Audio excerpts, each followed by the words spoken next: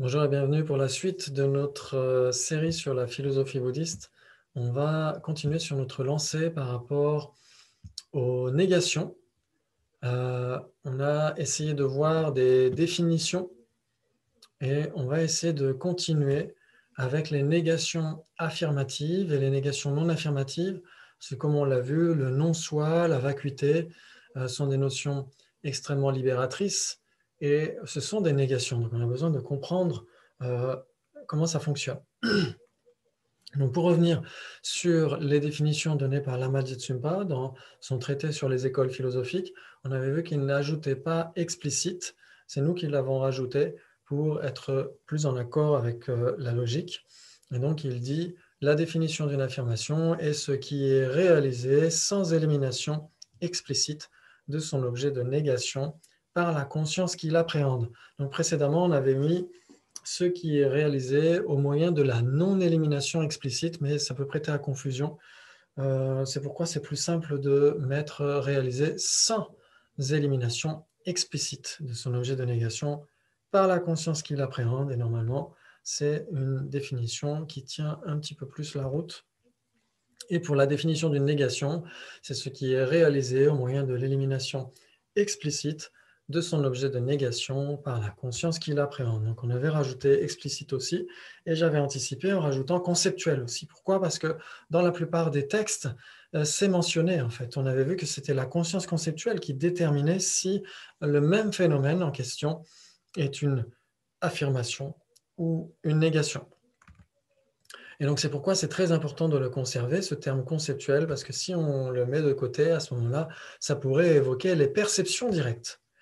Et donc toutes les consciences omniscientes d'un Bouddha sont euh, nécessairement des perceptions directes pour la tradition indo-tibétaine. Et donc, qu'est-ce que ça veut dire ici? Au lieu de dire que les phénomènes négatifs sont réalisés par l'esprit qui les appréhende, la plupart des textes disent que de tels phénomènes sont réalisés par la conscience conceptuelle qui les appréhende. Donc dans Knowing, Naming and Negation, d'où j'ai extrait ces passages, les italiques sont déjà présents. Et donc ensuite, Champa Champa Rinpoche dit ceci pour exclure la perception directe. Comme on l'a dit, soit c'est une perception directe, soit c'est une cognition conceptuelle, une conscience conceptuelle. Ça ne peut pas être les deux en même temps pour les Sautrantika qui suivent le raisonnement. Ensuite, il continue, il dit les Bouddhas ne connaissent jamais au moyen d'une élimination explicite. Tout est connu par eux directement. Donc ici, qu'est-ce que ça veut dire? Ça veut dire qu'une conscience omnisciente est nécessairement une perception directe, elle ne peut pas être conceptuelle, et une conscience omnisciente ne fonctionne jamais par élimination explicite. Alors parfois, on a tendance à assimiler explicite et direct, mais en fait, en tibétain, nge ou ngesu a plusieurs sens selon Bodong Chogyal Namgyel, qu'on retrouve dans Recognizing Reality. On retrouve à un moment donné un passage dans lequel Bodong donne 5 sens à nge en tibétain. Donc il dit, ça peut être soit effectif ou véritable, par opposition à métaphorique ou imputé. Ça peut être principal, par opposition à secondaire. Par exemple, quand on parle du corps principal d'un texte, etc., ou d'un sujet principal d'un texte. Et il dit, bien sûr, ça peut être aussi explicite, comme on est en train de le voir, par opposition à implicite. Ça peut vouloir dire direct aussi, par opposition à indirect, comme dans les causes. Quand on a étudié les causes, on a vu les causes directes et causes indirectes. Et ça peut renvoyer à l'objet lui-même, par opposition à ce qui est autre. Donc il y a au moins ces 5 sens en tibétain de ce terme mesu. Et donc parfois on a tendance à assimiler explicite et direct. Ça peut arriver parfois dans certaines traductions. Il arrive qu'au lieu de mettre explicite, on met direct ou inversement. Et donc forcément, on a tendance à confondre leurs opposés, implicite et indirect. Mais ça doit être différencié. Ça doit être différencié, c'est très important. Par exemple, on verra dans la la playlist sur la psychologie bouddhiste qu'il y a 4 possibilités entre perception directe et réalisation explicite. Ça veut dire qu'on peut avoir une réalisation directe qui est explicite, une réalisation directe qui est implicite, on peut avoir une conscience conceptuelle qui réalise explicitement et une conscience conceptuelle qui réalise implicitement. Donc ça veut dire que si c'est direct, ce n'est pas nécessairement explicite. Donc ça c'est très important, mais on l'étudiera dans la playlist d'à côté. Donc ici, ce qui nous intéresse principalement dans ces définitions sur les négations, c'est bien sûr le sens d'explicite, de me sou. Très bien. Donc ici, quand on retrouve la définition donnée par le Cédula, le compendium de thèmes à débattre du collège monastique Drepung Gomang, on voit cette définition qui est un phénomène qui doit être réalisé avec l'élimination explicite de son objet de négation par la conscience qui le réalise explicitement. Donc là, il n'y a pas la conscience conceptuelle non plus, on devrait pouvoir le rajouter normalement. Et donc, qu'est-ce qu'on entend en fait par élimination explicite de son objet de négation ou l'élimination explicite, puisque c'est le cœur du problème en fait, depuis l'épisode précédent. C'est important de comprendre ce qu'on entend par élimination explicite ou implicite. Très bien. Donc, l'élimination verbale pour le Cédula dans Knowing, Naming and Negation, il y a une traduction, c'est sous forme de débat. Et en fait, pour le monastère de Pongomang, dès l'instant où on a une élimination verbale, on a déjà là, comme référent un phénomène négatif. Et donc en tibétain, ce sont les particules négatives qui font que le phénomène en question est négatif. On a ma, mi, min, me. Et bien sûr, en français, c'est plutôt la particule privative a. On a non, sans, un, etc. en français. Donc, si on prend un exemple, si on dit le son impermanent, le son impermanent, ça fait partie du premier débat évoqué par le Cédula. Est-ce que si c'est une chose efficiente, est-ce que c'est nécessairement un phénomène affirmatif? Et donc, pour le Cédula, ce n'est pas nécessairement affirmatif, ça peut être négatif. Par exemple, le son impermanent est un phénomène négatif pour Drepung Gomang. Parce que la formulation verbale implique une négation impermanente. Et donc une négation, donc c'est le phénomène en question, le son impermanent, c'est un phénomène négatif.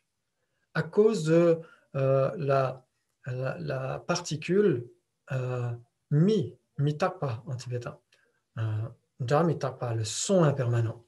Et comme il y a une particule négative, une particule privative, le référent de cette expression verbale devient un phénomène négatif.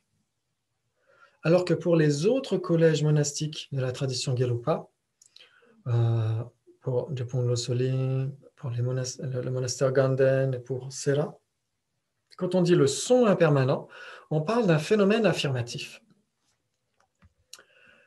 Et donc ça, c'est très important. Pourquoi? Parce que quand on parle d'impermanent, le sens d'impermanent, c'est instantané. C'est ça la définition d'impermanent, c'est instantané.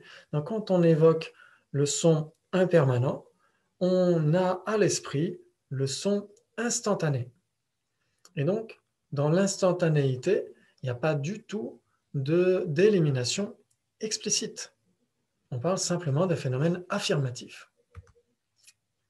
Et donc, c'est ce qu'on voit pour tous les collèges monastiques Gelugpa, c'est que même sans particules négatives, si la façon dont le phénomène apparaît à l'esprit se fait au moyen d'une élimination explicite, alors on a un phénomène négatif. Donc ça, c'est valable pour tous les monastères, même pour Drepung Gomang. Ça veut dire que qu'il y ait une particule négative ou pas, dès l'instant où le phénomène apparaît à la conscience, et la conscience conceptuelle en l'occurrence, c'est au travers d'une exclusion explicite, à ce moment-là, on a un phénomène négatif. S'il n'y a pas d'exclusion explicite, normalement, pour la plupart des collèges monastiques, on n'a pas à ce moment-là de phénomène négatif. Donc ici, on parle d'un phénomène négatif ou d'une négation. Très bien, donc on va voir quelques exemples pour essayer de comprendre ce qu'on entend par négation, que la formulation soit explicite ou pas. Par exemple ici, une personne sans oreille. Une personne sans oreille, c'est une négation. C'est une négation. Une mangue pas mûre, c'est une négation aussi. C'est un phénomène négatif. L'espace, ou l'espace incomposé, c'est un phénomène négatif. Pourquoi? Parce que c'est la définition qui est importante, donc on le verra plus tard. Un oubli est une négation aussi, même s'il n'y a pas dans la formulation en tant que telle quelque chose de négatif, comme les particules privatives qu'on a vues précédemment. Une place libre, c'est un phénomène négatif, c'est une négation. Une carence, aussi une carence, c'est une négation. Très bien. Donc, parmi toutes ces négations, certaines sont des négations affirmatives, certaines sont des négations non affirmatives. Donc, on va voir pourquoi. Donc, quand on parle d'une mangue pas mûre, on a bien sûr quelque chose qui est nié, pas mûr, ou pardon, mûr et nié. Donc, on a une négation explicitement faite. Et bien sûr, on a une affirmation aussi, la mangue. Et donc, c'est pourquoi on a une négation affirmative. Si on parle d'une personne sans oreille, les oreilles sont niées et la personne est affirmée. Donc là aussi, on a une négation affirmative. Quand on parle d'une place libre, une place de parking libre, un siège libre, etc. Donc libre, ici, bien sûr, il n'y a pas explicitement quelque chose dans le terme lui-même. Dans le terme lui-même, il n'y a pas d'expression explicite de la négation, mais le sens de ce que veut dire libre, ça veut dire sans quelqu'un ou sans qu'il y ait déjà quelqu'un à cette place. Donc, quand on parle d'une place de parking, sans qu'il y ait déjà une voiture sur cette place, sur cet endroit. Et donc, ça veut dire qu'il y a cet endroit qui est dénué de quelque chose, dénué de personnes ou dénué de voitures, etc. Donc, le sens d'une place libre implique une négation affirmative. La négation, c'est dans le sens de libre ici, et l'affirmation, c'est dans la place elle-même. Maintenant, les négations non affirmatives, on en a vu quelques-unes. Un oubli, par exemple. Un oubli, c'est une absence, l'absence d'un souvenir, par exemple. L'absence de quelque chose dont on devait se souvenir. Et donc ici, rien n'est affirmé en lieu et place de l'objet de négation. Donc ça veut dire qu'on ne dit pas ce qu'il y a à la place du trou de mémoire. On n'affirme rien en lieu et place. Et donc c'est pourquoi c'est une négation non affirmative. On parle parfois de négation exclusive. Et pour les négations affirmatives, on parle de négation inclusive parfois. Mais dans la plupart des traductions, on retrouve non affirmative et affirmative, ça joue aussi. Une carence, c'est l'absence de quelque chose, l'absence d'un nutriment, d'une vitamine, une carence affective, etc. Donc c'est l'absence de quelque chose. On ne dit pas ce dont la personne est douée. On dit simplement ce dont elle est dénuée. Et donc on n'affirme rien en lieu et place de l'objet de négation. C'est pourquoi là aussi on a une négation non affirmative. Pour l'espace, c'est une absence de contact obstructif, c'est la définition même de l'espace. Donc, même si le terme espace, le définiendum espace ne comprend rien de négatif, c'est dans sa définition elle-même qu'on retrouve l'absence, la simple absence de contact obstructif. Donc, c'est une négation non affirmative. On ne dit pas ce dont l'espace est doué, on dit simplement ce dont il est dénué dans ses caractéristiques définissantes. Très bien, donc une autre négation non affirmative, on pourrait dire l'absence de nourriture dans un estomac. Donc ici, l'absence de nourriture, c'est cette simple négation, cette négation exclusive. On n'affirme rien en lieu et place. On ne dit pas s'il y a des liquides, des boissons, etc. Bien sûr, il y a dans un estomac, on parle d'un lieu lui-même, mais le lieu n'est pas affirmé en lieu et place de l'absence. Et donc, c'est pourquoi c'est une négation non affirmative. Donc, c'est l'endroit où se trouve cette absence. Mais l'endroit lui-même n'est pas affirmé en lieu et place de l'objet de négation. Donc, c'est pourquoi on a bien une négation non affirmative. Alors que si on le formule autrement, un estomac vide, à ce moment-là, on a une négation affirmative. Parce qu'on nie le plein, on réfute le plein, et on affirme l'estomac. Donc c'est pourquoi on a une négation affirmative. On verra prochainement les distinctions par rapport à la négation affirmative et non affirmative, quels sont les objets qui sont affirmés ou non en lieu et place de l'objet de négation. Et on verra aussi les différents contextes de la négation affirmative, comment est-ce qu'elle peut être comprise selon différents contextes. Très bien, merci beaucoup et à très bientôt.